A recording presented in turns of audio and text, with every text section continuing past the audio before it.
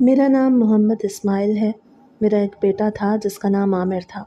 وہ میرا سب کچھ تھا، میری آنکھوں کا تارا، میرا سہارا۔ اس سے کبھی میرے آگے زبان نہ چلائی، ہمیشہ جھک کے بات کی۔ بچپن سے لے کے جوانی تک میری انگلی تھامے رکھا۔ ماں کی شفقت سے محروم ہو کے بھی اس نے کبھی زندگی سے شکوہ نہیں کیا۔ میں مزدور تھا اور وہ بھی میری طرح مزدوری کرتا۔ ہمارے حالات کبھی اچھے نہیں تھے، لیکن ہم دونوں ایک دوسرے کے ساتھ کھڑے تھے۔ جب کوئی سہارا دینے والا نہ تھا، جب دنیا تانے دیتی تھی، جب فاقے ہوتے تھے، تب میرے بیٹے نے میرا ہاتھ نہیں چھوڑا۔ ایک دن جب شام کو کام سے واپس آئے تو عامر نے مجھے کہا، ابا میں آپ سے ایک بات کرنا چاہتا ہوں۔ میں نے کہا بیٹا بول۔ اس نے کہا مجھے ایک لڑکی پسند ہے، بہت معصوم ہے، بہت پیاری ہے، مگر اس کا کوئی نہیں، یتیم ہے، یتیم خانے میں پلی بڑی ہے۔ لوگ اس سے شادی نہیں کرتے، لیکن میں اسے اپنانا چاہتا ہوں۔ اگر آپ اجازت دیں تو میں اس سے نکاح کرنا چاہتا ہوں۔ میں نے گہری سانس لی اور اسے غور سے دیکھا۔ میرے دل میں خیال آیا کہ دنیا ایسے رشتے کو قبول نہیں کرتی، مگر میرے بیٹے نے ساری زندگی میری ہر بات مانی، کبھی انکار نہیں کیا، تو میں کیسے انکار کر دیتا۔ میں نے اس کا ہاتھ تھاما اور کہا جا بیٹا، اللہ تمہیں نصیب کرے۔ میں نے اس کی شادی کرا دی۔ لڑکی کا نام صبا تھا، نام کی ہی نہیں کام کی بھی صبا تھی۔ گھر میں قدم رکھتے ہی جیسے بہار آ گئی ہو، ہر چیز بدل گئی۔ وہ نہ صرف خوبصورت تھی بلکہ اس کا اخلاق بھی اتنا پیارا تھا کہ میں حیران ہو گیا۔ اس کی خدمت، اس کا انداز، اس کا ہر کام اتنا نرالا تھا کہ لگتا ہی نہیں تھا وہ ایک یتیم بچی ہے۔ وہ میرے بیٹے کی عزت کرتی تھی، میری خدمت ایسے کرتی جیسے میں اس کا باپ ہوں۔ ان کے چہروں پہ خوشی دیکھ میرا دل مطمئن رہتا۔ دن رات محنت کے باوجود جب گھر آتا تو بہو کے ہاتھ کا کھانا کھا کے تھکن اتر جاتی۔ عامر مجھے کہتا، ابا میری زندگی سنور گئی ہے، صبا میرے لیے اللہ کا انعام ہے۔ میں دعائیں دیتا اور سوچتا، واقعی اللہ نے میرے بیٹے کو اس کی محنت کا پھل دیا ہے۔ وہ دونوں ایک دوسرے سے بہت محبت کرتے تھے، ایک دوسرے کے بغیر کھانا بھی نہیں کھاتے تھے۔ ایک دن صبا نے کہا، ابا جی دعا کریں اللہ ہمیں اولاد دے تاکہ یہ خوشی مکمل ہو جائے۔ میں نے دل سے دعا کی کہ اللہ ان دونوں کی جھولی بھر دے۔ سب کچھ بہت اچھا چل رہا تھا۔ عامر صبح میرے ساتھ کام پہ نکلتا، ہم ایک عمارت کی تعمیر پہ لگے ہوئے تھے۔ میں چھت پہ تھا، وہ نیچے کام کر رہا تھا۔ اچانک بارش آ گئی، ہم سب نے جلدی جلدی سامان سمیٹنا شروع کیا، لیکن اچانک ایک دیوار جو صبح ہی بنائی تھی وہ زور سے گری اور سیدھی عامر پہ آ گری۔ سب مزدور چیخنے لگے۔ میں بھاگ کے نیچے آیا، دل جیسے بند ہو چکا تھا، آنکھوں کے آگے اندھیرا تھا۔ میں نے اسے ملبے سے نکالا، اس کا جسم سرد تھا، سانسیں بند تھیں، وہ دنیا چھوڑ چکا تھا۔ میں چیختا رہا، پکارا، اللہ کو صدا دی کہ یہ ظلم کیوں کیا میرے بیٹے کے ساتھ۔ میں اپنی گود میں اسے اٹھا کے لایا۔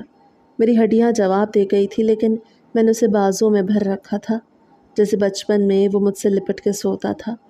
صبا دروازے پہ کھڑی تھی، اس کی چیخ فضا میں گونجی، وہ زمین پہ گر گئی۔ میں نے عامر کو چارپائی پہ رکھا، صبا نے اس کے چہرے کو چھوا اور سسک کے روتی رہی۔ اچانک وہ خاموش ہو گئی، ایک دم ساکت ہو گئی جیسے کوئی مجسمہ ہو۔ اس کی آنکھ سے ایک آنسو نکلا اور اس نے آنکھیں بند کر لی، جیسے اندر سے ٹوٹ گئی ہو۔ میں وہ لمحہ کبھی نہیں بھول سکتا۔ میرا لخت جگر میرے ہاتھوں سے نکل گیا، میری دنیا اجڑ گئی، میرے خواب مر گئے۔ میرا جوان بیٹا جس نے کبھی اونچی آواز میں بات نہیں کی آج مٹی میں دفن ہو گیا۔ میں اسے قبر میں اتار رہا تھا اور میرے ہاتھ کانپ رہے تھے۔ دل چاہ رہا تھا میں بھی اسی قبر میں کود جاؤں، لیکن صبا کو دیکھ کے رک گیا۔ وہ اب میری بیٹی تھی، اس کے سوا میرا کوئی نہیں بچا تھا۔ میں نے بیٹے کو مٹی کے سپرد کیا اور خالی ہاتھ گھر لوٹ آیا۔ واپس گھر آیا تو میری بہو دروازے کے پاس بیٹھی تھی، ایسے جیسے کسی کا انتظار کر رہی ہو۔ میں نے کہا، صبا بیٹا یہاں کیوں بیٹھی ہو؟ چلو اندر، چلو ٹھنڈی ہوا ہے، تمہاری طبیعت خراب ہو جائے گی۔ تو کہنے لگی، ابا جی عامر کہاں ہے؟ وہ ساتھ نہیں آئے کیا؟ وہ کہاں رہ گیا؟ وہ تو ہمیشہ آپ کے ساتھ ہی ہوتا ہے، اگر پیچھے بھی رہتا ہے تو کچھ دیر بعد آ ہی جاتا ہے۔ آپ آ گئے، چلے کوئی بات نہیں، میں نے چائے بنائی ہے، کھانا بھی تیار کر لیا ہے۔ میں نے چونک کے اس کی طرف دیکھا، اس کے چہرے پہ نہ آنسو تھے نہ کوئی ماتم کا رنگ، جیسے عامر کی موت کا کوئی تصور ہی نہ ہو، جیسے اسے کچھ پتہ ہی نہ چلا ہو۔ اور پھر میں نے اندر قدم رکھا تو دیکھا واقعی چائے تیار تھی۔ سالن کی خوشبو آ رہی تھی۔ باورچی خانے میں چولہا ابھی بجھا تھا اور برتن دھلے پڑے تھے۔ کچھ عورتیں اندر بیٹھی تھیں جو ہمارے محلے کی تھیں۔ انہوں نے مجھے بتایا کہ ہم نے اسے بہت روکا، بہت سمجھایا کہ صبا تم کھانا کیوں بنا رہی ہو، تمہارے شوہر کے ساتھ ایک حادثہ ہو گیا ہے، لیکن وہ مان ہی نہیں رہی تھی۔ وہ کہتی تھی کہ میرا شوہر اور سسر ابھی آنے والے ہوں گے، یہ ان کے کھانے کا وقت ہے۔ میں نے کہا کھانا بناؤں گی تو ان کا تھکن اتر جائے گی۔ وہ بار بار کہتی رہی عامر کہاں ہے، وہ کیوں نہیں آیا، عامر کہاں ہے، وہ ابھی تک پہنچا کیوں نہیں۔ جیسے جیسے وقت گزرتا گیا اس کا چہرہ زرد ہوتا گیا اور پھر اچانک وہ ایک چیخ مار کے بے ہوش ہو گئی۔ میں نے فوراً اسے سنبھالا۔ محلے کی عورتیں دوڑی آئیں، کسی نے پنکھا جھلنا شروع کیا، کسی نے اس کا سر اپنی گود میں رکھا، کسی نے پانی کے چھینٹے مارے۔ میں بس بیٹھا اسے دیکھتا رہا جیسے میرے ہاتھ سے سب کچھ چھوٹ گیا ہو۔ جب اسے ہوش آیا تو آنکھیں کھول کے پھر وہی سوال کیا، عامر کہاں ہے، وہ آ گیا کیا؟ میں نے کچھ نہیں کہا، میری زبان بند ہو چکی تھی، میرا گلا خشک ہو گیا تھا، میرے حلق سے کوئی لفظ نہیں نکل رہا تھا۔ میں نے بس اس کے سر پہ ہاتھ رکھا جیسے چھوٹے بچوں کو دلاسا دیتے ہیں۔ رات کو وہ بار بار اٹھ جاتی، کبھی کمرے میں گھومتی، کبھی دروازہ کھول کے باہر دیکھتی اور ہر بار یہی سوال کرتی کہ ابا جی عامر کہاں ہے، وہ آ گیا کیا؟ مجھے تو ڈر لگنے لگا تھا کہیں اس کا دماغی توازن خراب نہ ہو جائے۔ ایک دن کسی نے کہا کہ اس لڑکی کو واپس بھیج دو اس کے میکے، کیا پتہ وہاں جا کے سنبھل جائے۔ میں نے لمبی سانس لی اور کہا بھائی اس کا کوئی میکا نہیں ہے، یہ تو یتیم خانے میں پلی ہے، ہم نے نکاح کے وقت ہی سب دیکھا تھا، میرے بیٹے کی ضد پہ یہ رشتہ کیا تھا، اب میں اسے کہاں واپس بھیجوں۔ لوگ کہنے لگے لیکن اب یہ گھر میں اکیلی کیسے رہے گی، تم اکیلے ہو، سارا دن کام پہ ہوتے ہو، یہ کیا کرے گی، یہاں کیسے رہے گی۔ میں نے کہا بھائی یہ میرے بیٹے کی امانت ہے، اس کی پسند ہے، یہ میری بہو ہے۔ جب عامر نے مجھ سے کہا کہ ابا میں صبا سے شادی کرنا چاہتا ہوں تو میں نے اس کی بات مانی، اور اب جب وہ نہیں رہا تو میں اپنی بہو کو کیسے بے سہارا چھوڑ سکتا ہوں۔ اگر اس کا ٹھکانہ ہوتا، کوئی میکا، کوئی رشتہ دار، تو شاید میں بھی سوچتا کہ اسے واپس بھیج دوں، لیکن یہ تو یتیم ہے، بے سہارا ہے، یتیم خانے میں پلنے والی بچی ہے، وہاں بھی کوئی گھر جیسا سکون تھوڑا ملتا ہے۔ ایسی جگہوں پہ زندگی تو صرف سانسوں کا نام ہوتی ہے، محبت، عزت اور اپنائیت کے نام پہ کچھ نہیں ملتا، تو میں اسے کیسے واپس بھیج دوں۔ یہ تو میرے گھر کی عزت ہے، میرے بیٹے کی نشانی ہے، وہ اب میرے ساتھ اسی گھر میں رہے گی، چاہے لوگ کچھ بھی کہیں۔ میں نے فیصلہ کر لیا تھا کہ اسے کہیں نہیں جانے دوں گا، کیونکہ میرا بیٹا اگر زندہ ہوتا تو کبھی اسے یوں تنہا چھوڑنے نہ دیتا۔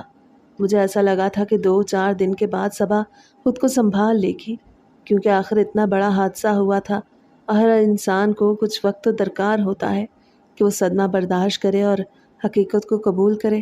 لیکن ہفتہ گزر گیا، پھر دوسرا ہفتہ آ گیا، دن گزر رہے تھے، راتیں گزرتی جا رہی تھیں، لیکن صبا کی حالت ویسے کی ویسی ہی تھی، نہ وہ رو رہی تھی، نہ وہ ہنس رہی تھی، نہ کسی بات کا جواب دیتی تھی، بس جیسے کسی اور دنیا میں چلی گئی ہو۔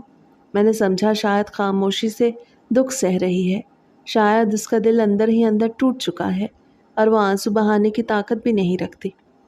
لیکن پھر ایک رات ایسی آئی جس نے مجھے ہلا کے رکھ دیا۔ وہ کمرے سے نکلی تو میں صحن میں چارپائی پہ بیٹھا تھا، وہ پورے زیور پہن کے اور رنگین کپڑے پہن کے آئی، اس کے چہرے پہ مسکراہٹ تھی جیسے کوئی دلہن بنی ہو۔ میں حیران رہ گیا۔ وہ آ کے میرے پاس کھڑی ہو گئی اور کہنے لگی ابا جی دیکھیں میں کیسی لگ رہی ہوں، اچھی لگ رہی ہوں نا؟ پہلے تو آپ میری بہت تعریف کرتے تھے، جب میں تیار ہوتی تھی آپ کہتے تھے صبا بیٹی تم تو پری لگتی ہو، اب تو آپ کچھ بولتے ہی نہیں، مجھے کچھ اچھا نہیں لگتا، آپ کی خاموشی مجھے کاٹتی ہے۔ میں نے نظریں جھکا لی، دل میں ہلچل مچ گئی، میں نے کبھی اس سے ایسے انداز میں بات نہیں سنی تھی۔ وہ تو میرے بیٹے کی عزت تھی، میرے لیے بیٹی جیسی تھی، لیکن اس کا لہجہ، انداز اور آنکھوں کا رنگ سب کچھ بدلا ہوا لگ رہا تھا۔ وہ بولتی گئی، میں سنتا گیا، پھر کہنے لگی آپ نے کھانا بھی میرے بغیر کھا لیا، آپ تو میرے بغیر کھانا نہیں کھاتے تھے۔ مجھے بہت برا لگا کہ آپ نے مجھے پوچھا تک نہیں۔ اس کی یہ بات سن کے میری سانس رکنے لگی، کیونکہ میں تو ہمیشہ الگ کھاتا تھا، ان دونوں کے کھانے کے بعد ہی کچھ کھاتا تھا۔ وہ دونوں ساتھ بیٹھ کے کھاتے تھے، میں تو ان کی خوشیوں میں خلل نہیں ڈالنا چاہتا تھا، لیکن صبا کی باتیں کچھ اور ہی کہانی سنا رہی تھی۔ مجھے شک ہونے لگا کہ وہ عامر کے جانے کے بعد اب مجھے عامر کی جگہ دیکھنے لگی ہے۔ اسے شاید صدمے نے اتنا گہرا زخم دیا ہے کہ اب حقیقت اور خواب کے بیچ کا فرق مٹ چکا ہے۔ مجھے ایسا لگنے لگا جیسے وہ پاگل ہو رہی ہے، جیسے اس کا ذہن جواب دے رہا ہے، جیسے وہ مجھ سے کسی اور رشتے کی امید رکھ رہی ہو۔ میں نے بات بدلی اور کہا، بیٹی تمہارے کپڑے واقعی بہت خوبصورت ہیں، تم آج بہت پیاری لگ رہی ہو، بس اپنے شوہر کے لیے تیار رہا کرو، اللہ کرے وہ تمہیں خواب میں بھی نظر آیا کرے تاکہ تمہیں کچھ سکون ملے۔ وہ مسکرا کے کچھ دیر میرے پاس بیٹھی رہی، پھر اٹھی اور بولی، چلیں اب کمرے میں چلیں، باہر ٹھنڈ ہو رہی ہے، تھوڑی دیر میں سونا ہے، آپ بھی آرام کریں۔ میں نے ایک دم اس کی طرف دیکھا، میری آنکھیں کھلی کی کھلی رہ گئیں۔ یہ کیا کہہ رہی ہے؟ یہ کس کو کمرے میں لے جانا چاہتی ہے؟ اس کی آنکھوں میں ایک عجیب سی اپنائیت تھی جو بیٹیوں میں نہیں ہوتی، جو صرف بیویوں میں ہوتی ہے۔ میں اٹھ کھڑا ہوا اور کہا، ہاں بیٹا تم کمرے میں جاؤ، میں ابھی آتا ہوں۔ اس نے اس بات میں سر ہلایا اور اندر چلی گئی۔ میں چارپائی پہ بیٹھا رہا، سر تھام کے سوچنے لگا، یہ لڑکی اب عامر کو نہیں دیکھ رہی، اب یہ مجھے عامر سمجھ رہی ہے۔ میرے دل میں خوف نے جگہ لی، میری روح کام گئی کہ میں کیا کروں۔ میں اسے چھوڑ بھی نہیں سکتا کیونکہ اس کا دنیا میں کوئی نہیں، اور مجھے اپنے بیٹے کی امانت سمجھ کے اسے سنبھالنا بھی تھا۔ اگلے دن میں اسے قریبی ڈاکٹر کے پاس لے گیا۔ وہ دماغ کا ڈاکٹر تو نہیں تھا، لیکن میں کسی سے مشورہ لینے کے قابل بھی نہیں تھا۔ ڈاکٹر نے کچھ سوالات کیے، اس کے بعد صرف اتنا بولا کہ اس کو شدید صدمہ پہنچا ہے، یہ صدمہ اس کے اعصاب پہ حاوی ہو چکا ہے، نیند کی گولیاں دیں، یہ کہہ کے یہ سوتی رہے گی تو شاید اس کا ذہن آرام پکڑے، لیکن دوا صرف سلا دیتی تھی، علاج تو نہیں تھا۔ وہ سوتی رہتی سارا دن، لیکن جب آنکھ کھلتی تو پھر وہی سوال، پھر وہی باتیں، پھر وہی لہجہ، کبھی کبھی ہنستی، کبھی میرے کندھے پہ ہاتھ رکھتی، کہتی، آپ کو پتہ ہے آج مجھے خواب میں عامر آیا، کہہ رہا تھا ابا جی کا خیال رکھنا، وہ اکیلے رہ گئے ہیں۔ میں سن ہو کے اس کی باتیں سنتا رہا۔ اس کی حالت دن بدن خراب ہو رہی تھی اور میرا دل گھٹتا جا رہا تھا، کیونکہ میں سب کچھ سہ نہیں پا رہا تھا اور نہ کسی کو بتا پا رہا تھا۔ بیچ میں کچھ دن ایسے بھی ہوتے جب وہ بالکل نارمل ہو جاتی اور اسے پتا ہوتا کہ میں اس کا سر، لیکن کبھی کبھی پھر سے وہی ساری باتیں اور حرکتیں شروع کر دیتی۔ محلے میں ہمارے خلاف باتیں ہونے لگی۔ مجھے سمجھ نہیں آتا تھا کہ لوگوں کے پاس اپنے گھر کی فکر نہیں ہے یا ان کی زندگیوں میں سکون اتنا ہے کہ اب وہ دوسروں کی زندگی میں زہر گھولنے کو اپنا فرض سمجھتے ہیں۔ روز کوئی نہ کوئی بات سننے کو ملتی، کوئی کہتا کہ اس سے جوان بہو کو گھر میں اکیلا رکھا ہے، گھر میں کوئی عورت نہیں اور بیٹا مر چکا ہے، آخر یہ بہو اب اس کے ساتھ کیوں رہ رہی ہے؟ لوگ سوال کرنے لگے کہ آخر اس نے اب تک اسے واپس کیوں نہیں بھیجا، کہ اب بھی یہ ایک چھت کے نیچے رہنا درست ہے؟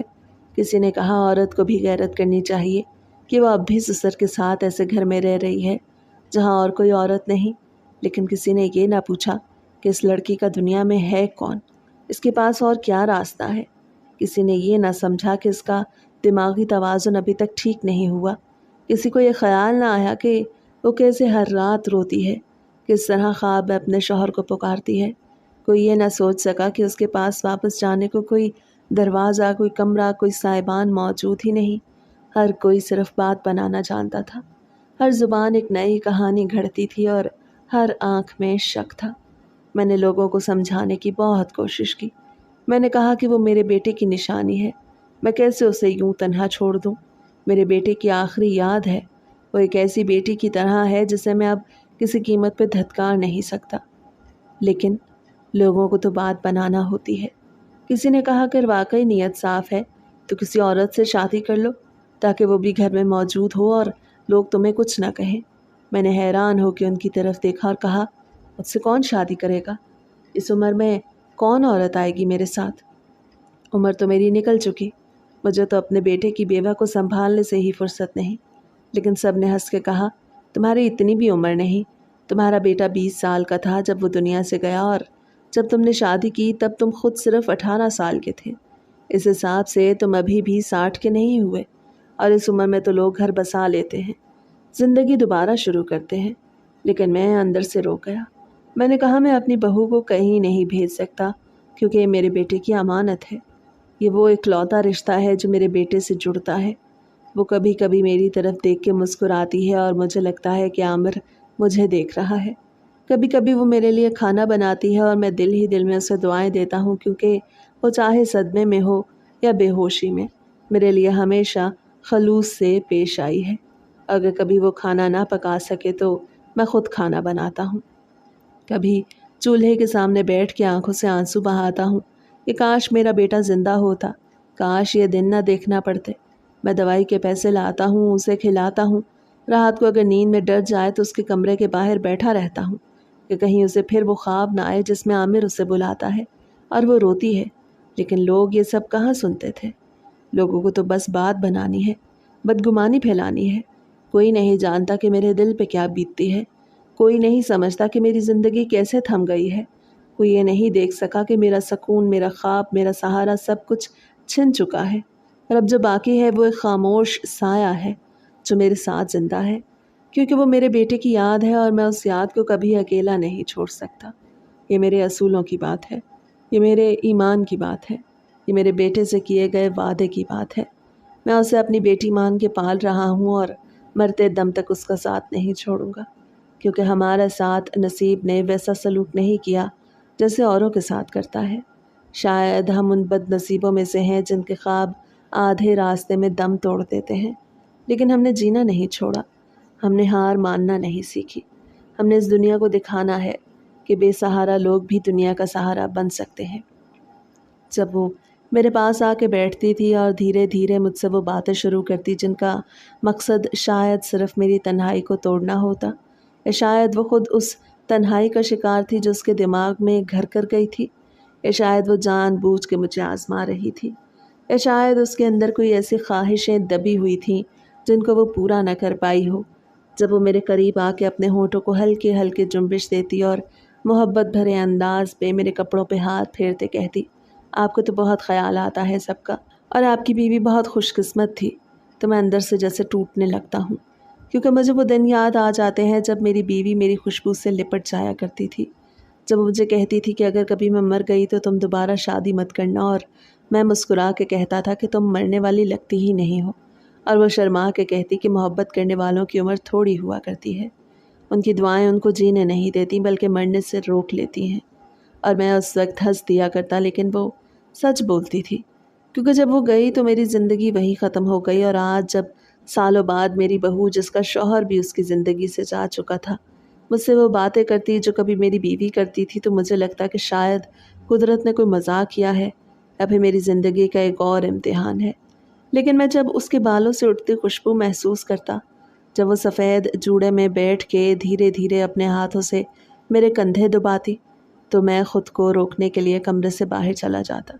کبھی نل کھول کے ٹھنڈے پانی سے منہ دھوتا، کبھی باہر بیٹھ کے آسمان کو دیکھنے لگتا، کیونکہ اس وقت مجھے صرف اپنے رب سے دعا مانگنے کا خیال آتا کہ یا اللہ اس معصوم کو شفا دے، کیونکہ یہ تو وہ جانتی ہی نہیں کہ کیا کر رہی ہے، اور میں اس کا باپ ہوں، اس کا محافظ ہوں۔ لیکن جب وہ اپنے سر کو میرے کندھے پہ رکھتی اور کہتی میں بہت اکیلی ہو گئی ہوں، مجھے اب کسی کا ساتھ چاہیے، تو میرے دل کے اندر ایک طوفان سا اٹھتا کہ آخر یہ سب کچھ کیوں ہو رہا ہے، اور کیوں میں اس لمحے میں اتنا مجبور محسوس کرتا ہوں کہ جس کے لیے میں نے اپنی ساری زندگی قربان کر دی، آج وہی زندگی مجھے ایک نئے امتحان میں ڈال رہی ہے۔ میں اس کی باتیں سنتا لیکن نظریں چرا لیتا، میں اس کے قریب بیٹھتا لیکن خود کو پیچھے کر لیتا۔ میں کبھی کبھار سوچتا کہ اگر یہ سلسلہ یوں ہی چلتا رہا تو شاید میں ٹوٹ جاؤں گا، کیونکہ میرے اندر اب وہ طاقت نہیں رہی کہ میں ایک اور رشتہ اپنی نظروں کے سامنے بکھرتا ہوا دیکھ سکوں۔ اس لیے میں نے فیصلہ کیا کہ اب کچھ نہ کچھ کرنا پڑے گا، چاہے قرض لے کے ہی صحیح، لیکن اسے علاج کے لیے شہر لے جانا پڑے گا، کیونکہ اگر دیر ہو گئی تو شاید یہ مرض صرف اس کا نہ رہے بلکہ میرے دل پہ بھی ایک گہرا زخم چھوڑ جائے گا جسے میں کبھی بھر نہیں سکوں گا۔ بارش سے پہلے شام کے وقت ہی آسمان پہ کالے گھنے بادل چھا گئے، جیسے کسی نے سیاہی بھر کے آسمان پہ پھیلا دی ہو۔ ہر چیز پر ایک خاموش اداسی سی چھا گئی تھی، لیکن اس خاموشی میں ایک عجیب سی کشش بھی تھی۔ موسم بڑا دلکش اور سہانا ہو چکا تھا، وہی موسم جو اکثر دلوں کے بند دریچے کھول دیا کرتا ہے، وہی موسم جس میں محبت کرنے والے خود کو روک نہیں پاتے۔ ایسے ہی موسم میں جب ہوا میں نمی ہو، زمین کی خوشبو سانسوں میں اتر رہی ہو، اور بادلوں کی گھن گرج دلوں کی دھڑکن بڑھا دے، تو انسان کا دل بہت کچھ سوچنے اور بہت کچھ محسوس کرنے لگتا ہے۔ ایسے بھی ایک لمحے میں میری بہو نے مجھے آواز دینی شروع کی۔ مجھے میرے نام سے نہیں بلکہ ایک بیوی جیسا انداز اپناتے ہوئے پکار رہی تھی، جیسے شوہر کو بلایا جاتا ہے، جیسے کوئی دل سے اپنا سمجھے اور کسی جھجک کے بغیر بلائے۔ آواز میں نرمی بھی تھی اور محبت کی آمیزش بھی، لیکن مجھے معلوم تھا کہ اس کا وہی دورہ ہے جو کبھی کبھار اسے آ جاتا ہے۔ یہ دورہ کافی دنوں بعد پڑا تھا، کم از کم یہ 2-2.5 ہفتے سے تو وہ بالکل ٹھیک تھی۔ ہر کام سلیقے سے کر رہی تھی، ناشتہ بناتی، کھانا پکاتی، صفائی کرتی، میرے کپڑے بھی وہی دھوتی، میرے جوتے بھی وہی صاف کرتی اور یہی کہتی کہ آپ کے کام کر کے مجھے سکون ملتا ہے، خوشی ہوتی۔ وہ سب کچھ دل سے کرتی تھی۔ اس کی آنکھوں میں ایک الگ ہی چمک ہوتی جب وہ میرے لیے کچھ کر رہی ہوتی، لیکن وہ یہ سب کچھ اس لیے کرتی کہ اس کے ذہن میں اب اس کا شوہر تھا۔ میں اس کی شادی کا واحد نشان، اس کی یاد کا آخری سہارا تھا، اور شاید وہ خود کو اسی فریب میں خوش رکھنا چاہتی تھی۔ گھر میں صرف 2 کمرے تھے، ایک میرا اور ایک اس کا۔ وہ بار بار مجھے بلاتی رہی لیکن میں کچھ دیر نظر انداز کرتا رہا۔ دل میں خوف اور جھجک کا ایک طوفان سا تھا۔ میں خاموشی سے اٹھا اور اپنے کمرے میں آ کے بیٹھ گیا۔ اتنے میں باہر بارش شروع ہو گئی، پہلے بوندا باندی، پھر زور زور کی بارش اور پھر اچانک بجلی کی گرج، جیسے آسمان پھٹ پڑا ہو۔ ایک کے بعد ایک کڑک اور بجلی کے جھماکے، جیسے پورے گاؤں میں کہیں درخت جڑوں سے اکھڑ رہے ہوں، کئی گھروں کی چھتیں ٹوٹ رہی ہوں اور زمین پہ آسمان آ گرا ہو۔ اتنی شدید گرج چمک کے عام انسان کا دل بھی دہل جائے۔ میں بیٹھا یہ سب کچھ سن رہا تھا جب دروازے پہ آہٹ ہوئی۔ میری بہو ڈری ڈری سے کمرے میں آ گئی، لیکن جب میں نے اسے دیکھا تو میری سانسیں رک گئیں، میرے ہوش اڑ گئے۔ وہ دلہن کے لباس میں تھی، سرخ لباس، سر پہ دوپٹہ، ماتھے پہ ٹیکا، ہاتھوں میں چوڑیاں، پاؤں میں پائل، چہرے پہ خفیف سا میک اپ، آنکھوں میں سرما اور لبوں پہ مسکراہٹ، جیسے وہ کسی شادی کے لیے تیار ہوئی ہو۔ میں نے ہچکچاتے ہوئے پوچھا، یہ کیا ہے؟ تم نے یہ سب کیوں پہنا؟ وہ آہستہ سے بولی، آپ کو کب سے بلا رہی ہوں، آج ہماری شادی کی سالگرہ ہے، آج کے دن ہم ایک ہوئے تھے، اس لیے میں پھر سے دلہن بنی ہوں۔ میری زبان بند ہو گئی، دل جیسے سینے میں دبک گیا۔ ایک لمحے کو سب کچھ رک سا گیا، تب مجھے یاد آیا، واقعی آج ہی کے دن میرے بیٹے کی شادی ہوئی تھی، اور وہ بیچارہ اپنی شادی کا 1 سال مکمل ہونے سے پہلے ہی ایک حادثے میں چل بسا تھا۔ اس کے ساتھ گزارا ہوا وقت ایک فلم کی طرح میری آنکھوں کے سامنے گھومنے لگا، اور میری بہو کی آنکھوں میں ایک ایسا دکھ چھپا تھا جسے شاید وہ صرف اسی طرح نکال سکتی تھی۔ میں خود کو سنبھالتے ہوئے بولا، یہاں کیوں آئی ہو؟ کہنے لگی، ڈر لگ رہا ہے، باہر کی گرج چمک سے میرا دل دہل رہا ہے، کیا میں آج کی رات یہاں آپ کے پاس سو سکتی ہوں؟ میں نے ایک لمحہ سوچا، پھر دھیمی آواز میں کہا، سو جاؤ۔ وہ جا کے بستر پہ لیٹ گئی اور میں اٹھ کے جانے لگا۔ میرا ارادہ یہی تھا کہ جب وہ سو جائے گی تو میں چپکے سے وہاں سے نکل جاؤں گا، لیکن جیسے ہی میں نے قدم بڑھایا وہ پیچھے سے آ کے مجھ سے لپٹ گئی۔ میں چونک گیا، میری سانسیں رک گئیں۔ میں نے اسے خود سے دور ہٹانے کی کوشش کی، وہ میرے سینے سے لگنے کی کوشش کر رہی تھی۔ اس کے ہاتھ میرے بازوؤں پہ تھے اور وہ مجھے مکمل طور پہ تھامنے کی کوشش میں تھی۔ میں ایک لمحے کو گھبرا گیا، میرے بدن میں جھرجھری سی دوڑ گئی، لیکن پھر اگلے لمحے مجھے یوں لگا جیسے میرے اندر برسوں کا جمع ہوا تنہا پن میرے حواس پہ چھانے لگا ہو۔ وہ پچھلے کئی دنوں سے یہ سب کر رہی تھی، ایک عورت کی طرح میرا خیال رکھنا، میرا خیال اس حد تک رکھنا جیسے میں اس کا شوہر ہوں، ہر کام میرے لیے کرنا، میری چھوٹی چھوٹی باتوں پہ دھیان دینا۔ وہ سب کچھ کر رہی تھی جس سے کسی کا بھی دل موم ہو جائے، اور میں تو ویسے بھی ایک عام سا انسان تھا۔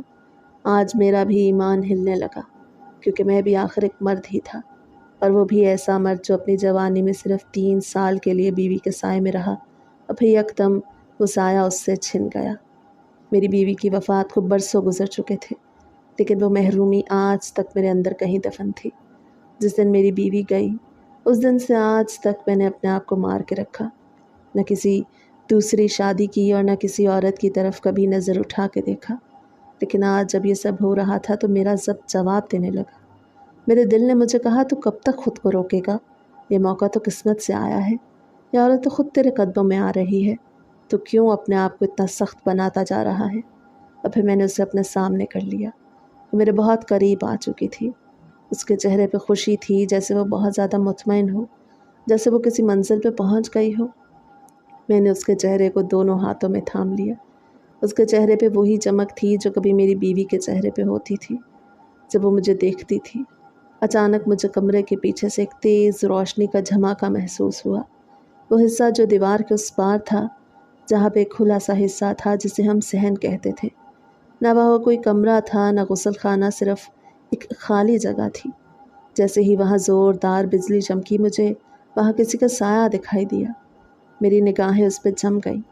جیسے ہی میں نے دھیان سے دیکھا، میرا جسم سن ہو گیا، میرا خون جیسے منجمد ہو گیا۔ میری نظروں کے سامنے جو عکس تھا وہ کوئی اور نہیں بلکہ میرا بیٹا عامر تھا۔ وہ کفن میں لپٹا کھڑا تھا، مجھے گھور رہا تھا۔ اس کے چہرے پہ غصہ تھا۔ وہ آنکھوں ہی آنکھوں میں مجھ سے سوال کر رہا تھا کہ میں کیا کرنے جا رہا ہوں۔ وہ آہستہ آہستہ گردن ہلا کر نہ میں سر ہلا رہا تھا، جیسے کہہ رہا ہو کہ بابا نہیں، ایسا مت کرو، آپ تو میرے باپ ہو، آپ تو میرے محافظ ہو، آپ میرے ساتھ یہ سب کیسے کر سکتے ہو۔ میری جان نکلنے کو آئی۔ میں نے فوراً اپنی بہو کو چھوڑا۔ میں 2 قدم پیچھے ہٹا اور پاگلوں کی طرح چیخنے لگا۔ میری زبان سے بار بار نہ کے الفاظ نکل رہے تھے۔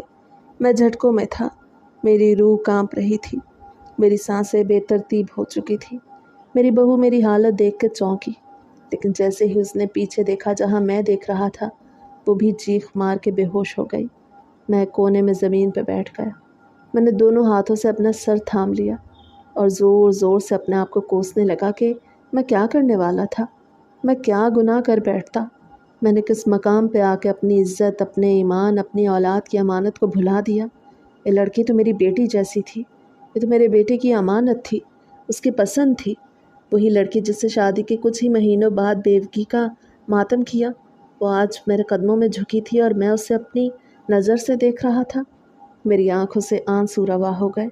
میں زور زور سے رونے لگا، جیسے کوئی ٹوٹا ہوا انسان رویا کرتا ہے۔ جب میری بہو کو ہوش نہیں آیا تو میں فوراً اسے لے کے قریبی ہاسپٹل گیا۔ ڈاکٹر نے اس کا معائنہ کیا اور کہا اس پہ شدید صدمہ گزرا ہے، کوئی ایسا لمحہ جو اسے ہلا گیا، لیکن یہ وقتی بات ہے، کچھ دن میں بہتر ہو جائے گی، زیادہ فکر نہ کریں۔ اس کی شکل بھی کچھ بدل گئی تھی۔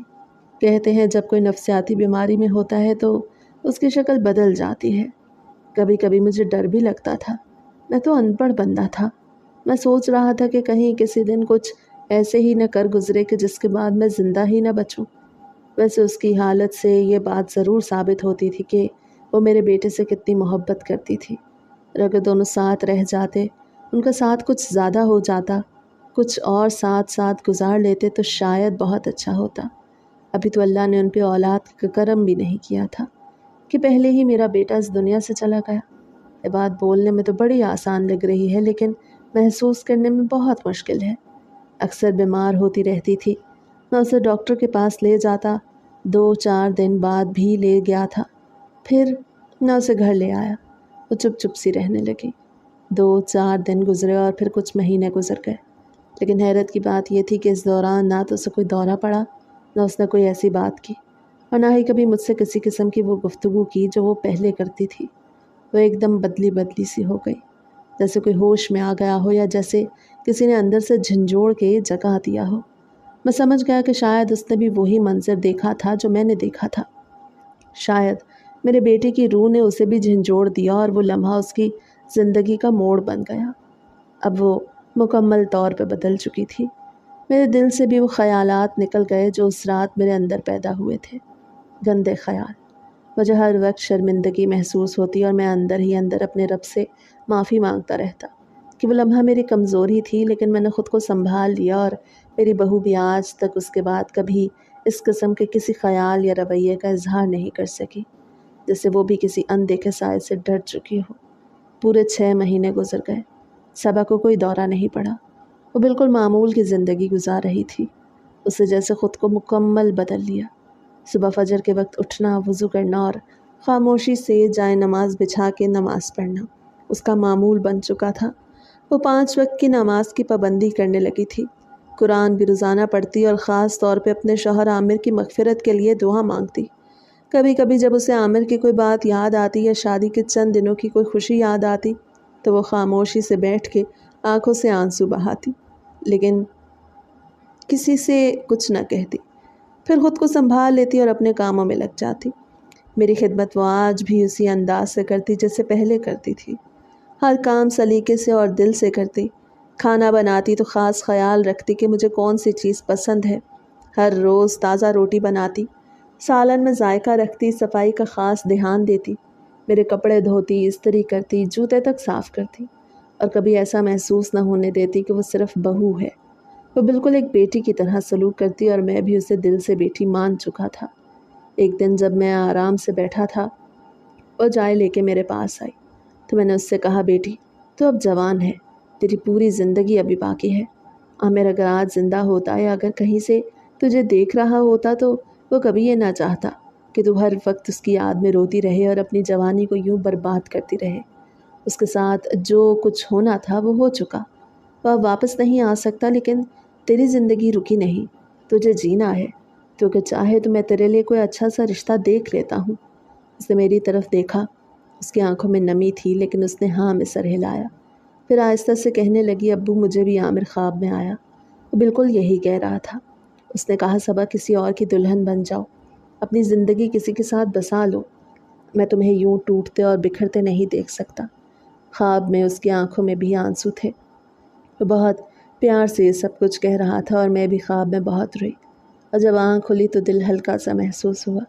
میں نے اس کی بات سنی اور اس کے سر پہ شفقت سے ہاتھ رکھا، کہا، بیٹی یہی تو زندگی ہے، کیا کریں، جینا پڑتا ہے، مرنے والوں کے ساتھ کوئی نہیں مرتا، ورنہ خدا کی قسم میں بھی عامر کے ساتھ مر گیا ہوتا، اور شاید تو بھی مر جاتی، لیکن ہم دونوں کو جینا پڑا کیونکہ زندگی رکتی نہیں، چلتی ہے، اور ہمیں بھی اس کے ساتھ چلنا ہے۔ میں تیرے لیے کسی اچھے گھر سے رشتہ تلاشتا ہوں اور تجھے بیٹی کی طرح رخصت کروں گا، جیسے ایک باپ اپنی بیٹی کو کرتا ہے۔ چند دنوں بعد مجھے ایک رشتہ یاد آیا۔ وہ شخص جہاں میں کام کرتا تھا وہاں کا سپروائزر تھا، ہم سے بہتر پوسٹ پہ تھا۔ اس کا نام محمد علی تھا۔ مجھے پتہ چلا اس کی بیوی 1 سال پہلے دنیا سے چلی گئی۔ وہ بالکل اکیلا تھا، کوئی اولاد بھی نہیں تھی۔ میں نے ایک دن اسے پاس بلا کے بات کی اور کہا، میری بہو بیوہ ہے، بہت اچھی بچی ہے، دیندار ہے، سلیقہ مند ہے، اگر تم چاہو تو میں تمہارا رشتہ اس سے کرا سکتا ہوں۔ محمد علی نے میری بات سنی اور تھوڑا سا سوچ کے بولا کہ اگر ایسا ہو جائے تو مجھے کوئی اعتراض نہیں۔ میں نے اسے بتایا، میری بہو بہت خدمت گزار ہے، شریف ہے، تمہیں اس سے کوئی بھی شکایت نہیں ہوگی۔ وہ کہنے لگا، میں نے آپ کو ہمیشہ عزت دی ہے، آپ جیسے بزرگ کی بات رد نہیں کر سکتا، اگر آپ چاہیں تو میں 4 گواہ لے کے سادگی سے نکاح کے لیے آ سکتا ہوں۔ میں نے اس سے کہا، مجھے یہی پسند ہے، میں دھوم دھام نہیں چاہتا، نہ زیور، نہ جوڑا، نہ جہیز، بس ایک سیدھا سادہ نکاح اور وہ اپنی رضا سے رخصت ہو جائے۔ اس نے کہا، مجھے بھی یہی مناسب لگتا ہے۔ میں نے تاریخ طے کی اور اگلے ہفتے محمد علی 4 گواہوں کے ساتھ میرے گھر آیا۔ ہم نے دوپہر کے وقت نکاح پڑھوایا۔ صبا مکمل سکون سے نکاح کے لیے راضی ہو چکی تھی۔ اس کی آنکھوں میں اس دن خوشی کی جھلک تھی، جیسے اس نے خود کو حالات کے حوالے کر دیا ہو اور اللہ کی رضا پہ راضی ہو چکی ہو۔ نکاح کے بعد میں نے اسے رخصت کیا تو وہ میرے گلے لگ کے بہت روئی، اور میں بھی اپنے آنسو روک نہ سکا۔ میں نے اس سے کہا کہ بیٹی تو کسی اور کے گھر جا رہی ہے، لیکن تیرے دل میں جو جگہ ہے وہ ہمیشہ میرے پاس رہے گی۔ وہ علی کے ساتھ اس کے گھر چلی گئی، لیکن ہم نے ایک بات طے کی کہ وہ میرے لیے روز کھانا بھی بھیجے گی، اور جب جب ممکن ہو وہ آ کے میرے گھر کے کام بھی کیا کرے گی، کیونکہ علی کا گھر ہمارے گھر کی پچھلی گلی میں تھا، صرف 2-4 قدموں کا فاصلہ تھا۔ میں نے علی سے یہ بات کی تو اس نے کہا، مجھے کوئی مسئلہ نہیں، صبا اگر اپنے باپ کی خدمت کرنا چاہتی ہے تو یہ اس کی سعادت ہے اور میں اس میں رکاوٹ نہیں بنوں گا۔ اب صبا علی کے گھر میں ہے، وہ خوش ہے، مطمئن ہے، لیکن اپنے باپ کا خیال رکھنے سے کبھی پیچھے نہیں ہٹی۔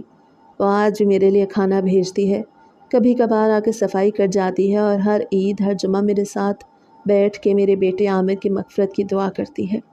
میری آنکھوں میں جب بھی وہ آتی ہے تو میں اپنے بیٹے کے لیے دل ہی دل میں شکر ادا کرتا ہوں کہ وہ ایک ایسی بیوی چھوڑ کے گیا جو آج بھی اپنے فرض سے غافل نہیں، اور ایک ایسی بیٹی جو اپنے سسر کو باپ سے بڑھ کے مانتی ہے۔ دکھ انسان کا بیڑا غرق کر دیتے ہیں، انسان کو انسان نہیں رہنے دیتے، کبھی اس کو زندہ لاش بنا دیتے ہیں، کبھی پاگل کر دیتے ہیں، کبھی زمانے اور معاشرے کے لیے ایک منفی انسان بنا دیتے ہیں۔